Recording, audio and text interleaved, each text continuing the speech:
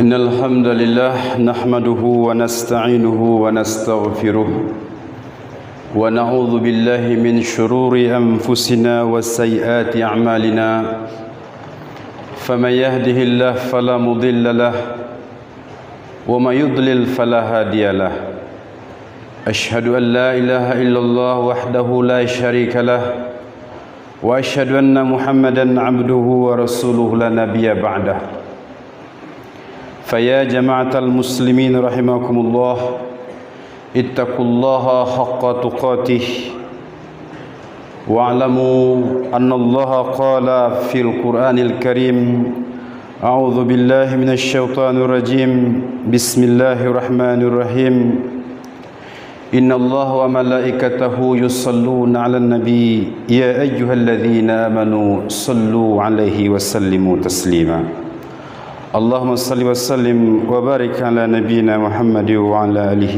وصحبه أجمعين أما بعد فقد قال الله تعالى في القرآن العظيم أعوذ بالله من الشيطان الرجيم بسم الله الرحمن الرحيم يا أيها الذين آمنوا إذا قيل لكم تفسحوا في المجالس فافسحوا يفسح الله لكم وإذا قيل لكم انفذوا فانفذوا يرفع الله الذين آمنوا منكم والذين أوتوا العلم درجات والله بما تعملون خبير صدق الله العظيم Surah Al-Mujadilah Al-Hayah Al-Hadiyah Ashar. Sidang jamaah Jumaah rahimakumullah, puji syukur marilah kita aturkan kehadiran Allah Subhanahu wa taala. Apalagi pada hari ini kita masih diberikan hadiah oleh Allah Subhanahu wa taala hadir di bulan Ramadan, di hari dan bulan pelipat gandaan amal. Kemudian dapat pula pada hari ini kita melaksanakan solat Jumat. Mudah-mudahan semua amal ibadah kita diterima oleh Allah Subhanahu wa taala dan kita diberi kekuatan dan hidayah untuk dapat beribadah dengan baik kepada Allah Subhanahu wa taala.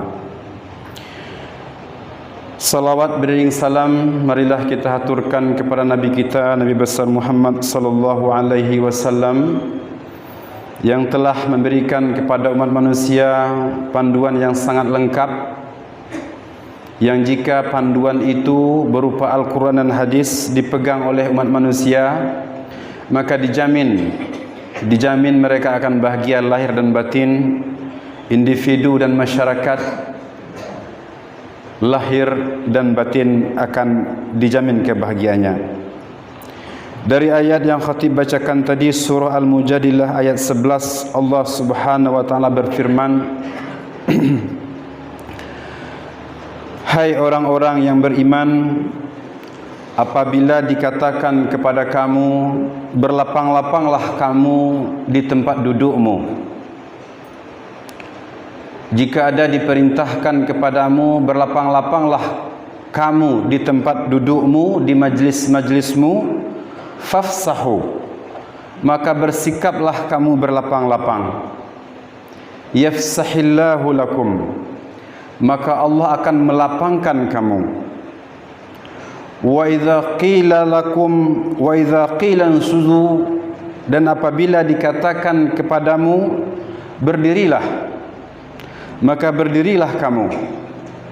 Sesungguhnya Allah mengangkat derajat orang-orang yang beriman di antara kamu dan orang-orang yang mempunyai kelebihan ilmu beberapa derajat.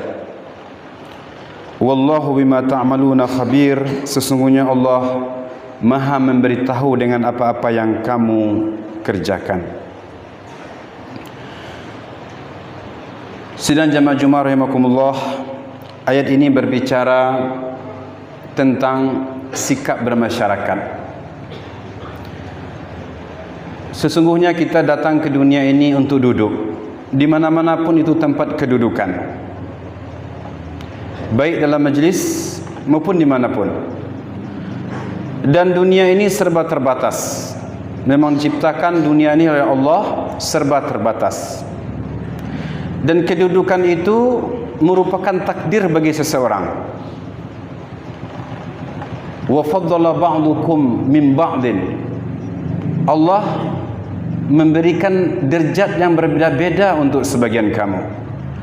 Ada yang dia sebagai pemimpin, ada sebagai rakyat, sebagai ayah, sebagai anak, sebagai suami, sebagai istri. Ada orang yang lahir dari keluarga yang mungkin kurang mampu. Ada orang yang lahir dari keluarga kaya. Ada orang yang lahir dalam keadaan yang sangat cantik atau sangat ganteng, tubuh yang lengkap. Ada juga orang yang lahir dalam keadaan yang kurang anggota tubuhnya, atau mungkin dapat kita katakan cacat atau penuh dengan serba kekurangan. Semuanya itu sengaja diciptakan Allah agar manusia itu saling membantu, saling memberi. Allah membedakan posisi. Ada yang kaya, ada yang miskin. Dan itu cobaan. Seandainya Allah ingin menjadikan manusia itu sama semuanya, habislah cobaan. Kita datang untuk dicoba. Bahkan agama pun, seandainya Allah menginginkan manusia itu Islam semuanya, maka Allah akan lakukan itu. Tetapi Allah membeda-bedakan manusia itu agar mereka itu dapat menjadikan posisi mereka itu sebagai tempat bagi mereka dalam mengendalikan apa yang sempit dari diri mereka. Fafsahu idza qila lakum tafassahu fil majalis. Ini dalam kehidupan sosial, kadangkala kita dalam keadaan terbatas disuruh berlapang-lapang karena sempit keadaannya. Maka dalam adat Minang ada sebuah istilah berlapang-lapang di nan sampi. Meskipun sempit tapi berlapang-lapanglah. Yang lapang itu bukan lokasinya. Mungkin sebuah ruangan yang sempit itu sulit untuk dilapangkan, tetapi hatilah lagi yang akan dilapangkan. Dengan demikian, dalam keadaan yang sempit pun seseorang dia akan bahagia.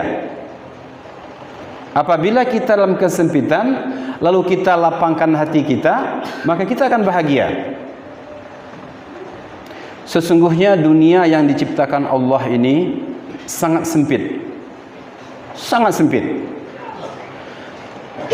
Kesempitan itu bukan hanya dari sisi lokasi, tempat. Tidak ada uang juga sempit. Tidak kurang lowongan kerja juga sempit. Kemudian banyak permasalahan juga sempit. Kemudian kondisi kita yang tidak mampu mengerjakan sesuatu pekerjaan berat itu juga suatu kesempitan. Sebenarnya sempit dan lapang itu adalah gambaran hati dari banyak orang.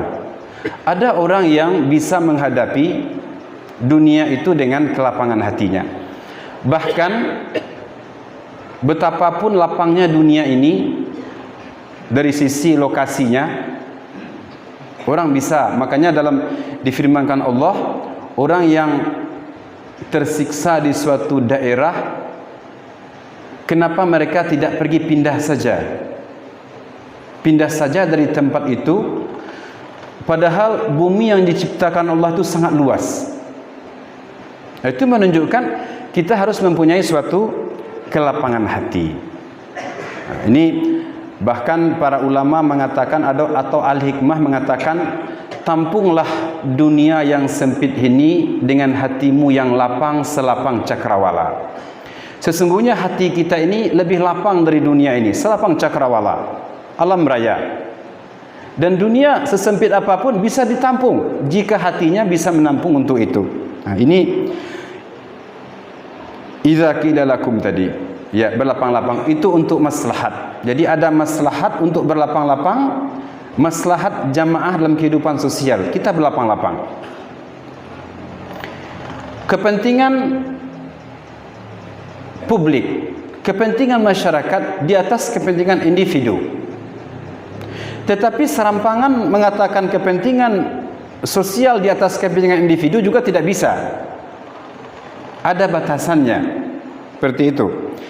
Ini fafsahu yafsahillahu lakum.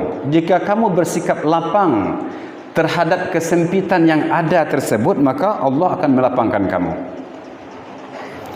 Wa idza qila lakum unsuzu, apabila disuruh kamu berdiri. Berdiri yang dimaksud dalam ayat ini, maka berdirilah. Yang dimaksud dengan berdiri dalam ayat ini adalah apabila kita disuruh melakukan sesuatu untuk kemaslahatan masyarakat, untuk kepentingan bersama, maka lakukanlah itu. Fanshuzu, jangan bermalas-malas. Duduk dalam sebuah majlis melambangkan sebuah sikap tidak bergerak.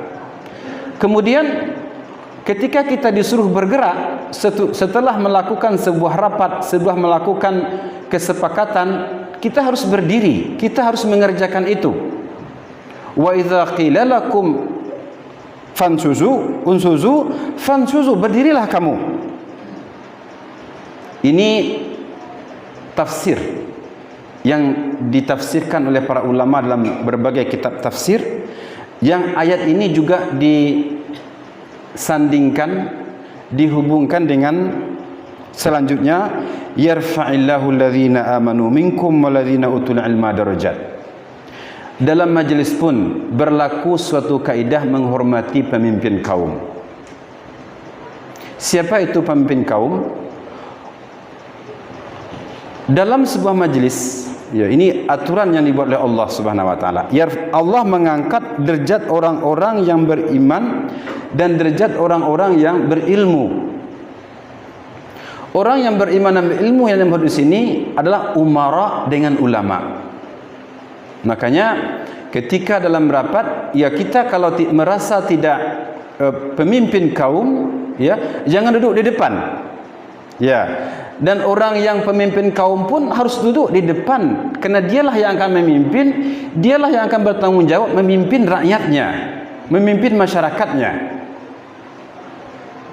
Nah, ini konteks daripada ayat tersebut dalam adab duduk baik untuk orang-orang yang berilmu ditinggikan. Allah mengangkat mereka.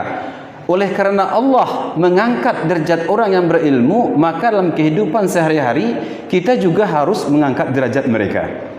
Yarfa'illahu alladhina amanu minkum. Allah saja memuliakan. Kenapa kita tidak? Ini suatu kebalikan. Banyak orang tidak menghormati orang-orang berilmu. Zaman dahulu mungkin hal ini lebih baik. Setiap guru dipanggil orang guru. Semua orang memanggil guru. Ya. Dan orang menandai ini adalah seorang guru dan itu orang terhormat, orang berilmu. Zaman dahulu begitu. Ya. Itu artinya sebuah penghormatan kepada seorang guru. Allah mengangkat derajat mereka. Dan para umara. Para umara adalah orang-orang yang memimpin, dan mereka tidak mungkin dipimpin sebagai pemimpin kecuali karena mereka berilmu. Dianggap mampu membawa masyarakat dan mereka dianggap orang-orang yang berilmu. Ini merupakan sebuah panduan bagi kita. Yang pertama, dari ayat surah Al-Mujadalah ini, hendaklah kita bersikap lapang. Itu satu. Yang kedua, bersikap lapang itu bukan hanya untuk diri kita sendiri. Bersikap lapang itu baru namanya sebuah sikap lapang yang pasif. Tapi sikap lapang yang paling tinggi adalah sikap lapang yang aktif, melapangkan orang lain. Melapangkan orang lain. Maka Rasulullah bersabda, "Man naffasa kurbatan an mu'minin, kurbatan min kurabid dunya, naffasallahu anhu kurbatan min kurabi yaumil qiyamah."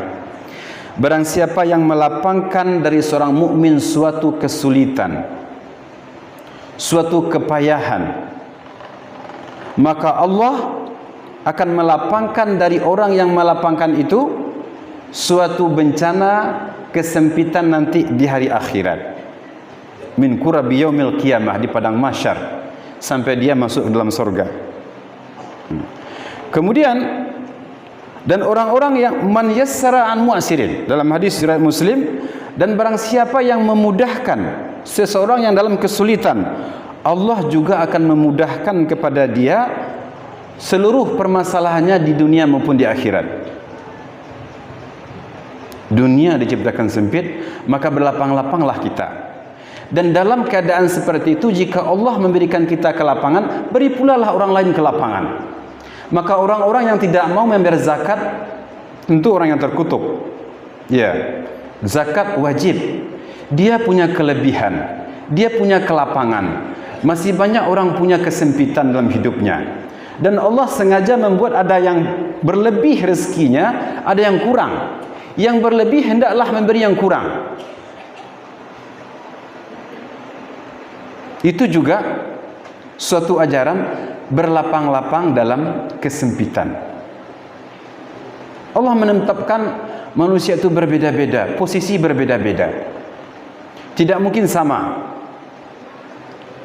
Seperti yang dipaksakan oleh negara-negara sosialis komunis, menjadikan semua orang sama rata, sama rasa. Akhirnya negara itu bubar. Kenapa? Karena itu berlawanan dengan fitrah manusia. Tidak ada lagi motivasi untuk berbuat lebih baik.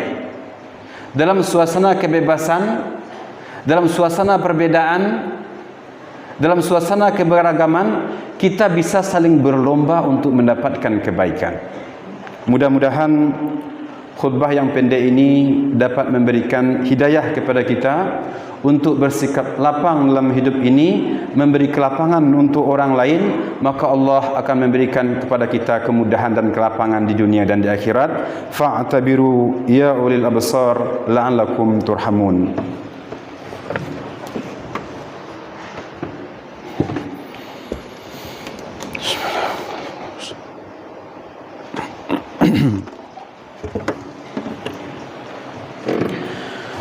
Alhamdulillah nahmaduhu wa nasta'inuhu wa nastaghfiruh wa na'udzu billahi min shururi anfusina wa sayyiati a'malina faman yahdihillahu fala mudilla lahu wa may yudlil fala hadiya lahu asyhadu an la ilaha illallah wahdahu la syarika lahu wa asyhadu anna muhammadan abduhu wa rasuluhu la nabiyya ba'dah.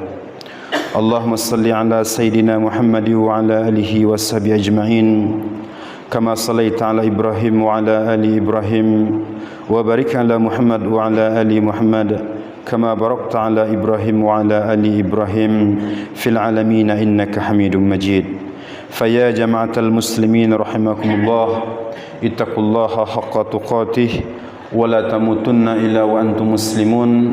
وقال الله تعالى في القرآن العظيم أعوذ بالله من الشيطان الرجيم بسم الله الرحمن الرحيم والعصر إن الإنسان لفي خسر إلا الذين آمنوا وعملوا الصالحات وتواصوا بالحق وتواصوا بالصبر. اللهم اغفر للمؤمنين والمؤمنات والمسلمين والمسلمات الأحياء منهم والأموات إنك سميع قريب مجيب الدعوات يا قاضي الحاجات. اللهم اغفر لنا ولوالدينا وارحمهم كما ربونا صغارا.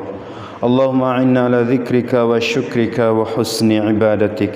ربنا تقبل منا صلاتنا وصيامنا وركوعنا وسجودنا وتلاوتنا وجميع عبادنا وتمم تقصيرنا يا الله يا مجيب السائلين. اللهم دفعنا البلاء والوباء والفحشاء والمنكر والمحن والفتن ما ظهر منها وما بطن. ربنا آتنا في الدنيا حسنة وفي الآخرة حسنة وقنا عذاب النار. وصلى الله على نبينا محمد وعلى آله وصحبه أجمعين والحمد لله رب العالمين. عباد الله إن الله يأمر بالعدل والإحسان وإيتاء ذي القربى وينهى عن الفحشاء والمنكر والبغي يعظكم لعلكم تذكرون ولذكر الله أكبر.